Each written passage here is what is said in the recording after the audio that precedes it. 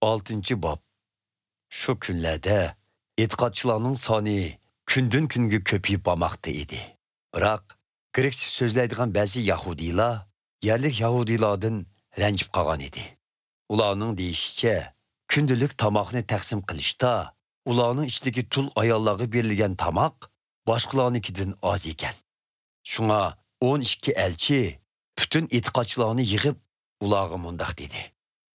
Biz elchilarning Xudoning so'zini yetkazish xizmatini tashlab qo'yib, oziq-tulik taqsimlash bilan bo'lib ketishimiz to'g'ri emas. Shuning uchun qarindoshlar, oranglardagi hurmatga sazovor bo'lgan, muqaddas ruhga cho'mgan dono kishidan 7ni tanlanglar. Bu ishlarni shular boshqursin.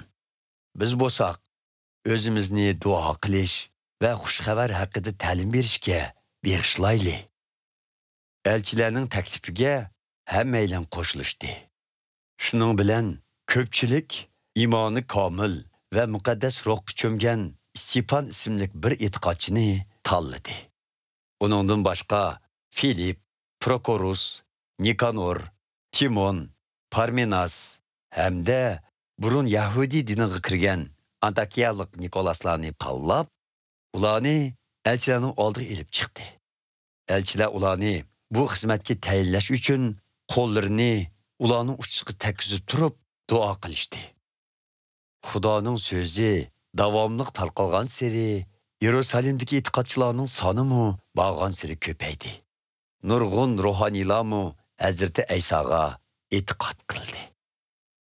Xudoning mehr shafqati va kuch qudratiga to'lgan Stepan xalq ichida zo'r mo'jiza va karomatlarni ko'rsatdi. Biroq Kirini va Iskandariya shaharlari ham Kilikiya va Osiyo o'lkalaridan kelgan qulluqdan ozod bo'lganligi uchun hurlar deb atalgan ibodatxonaning a'zolari bo'lgan ba'zi Yahudiylar Stepanga qarshi chiqib, uning bilan munozara qilishga boshladi. Lekin muqaddas ruh Stepanga aql farosat bergachga, ular uning so'zlariga taqobil turishga amalsiz qoldi. Bunun bilan ular ba'zi odamlarning gelini yog'lab, biz bu odamning Musa payg'ambar va Xudoga qarta kufrlik so'zlaganligini anladik deb tuhmat qildi. Ular mushu usul bilan xalqni, oqsoqollarni va Tavrat ustozlarini quturtib, Stepanni tutqun qildirib, uni oliy kengashga elib bordi.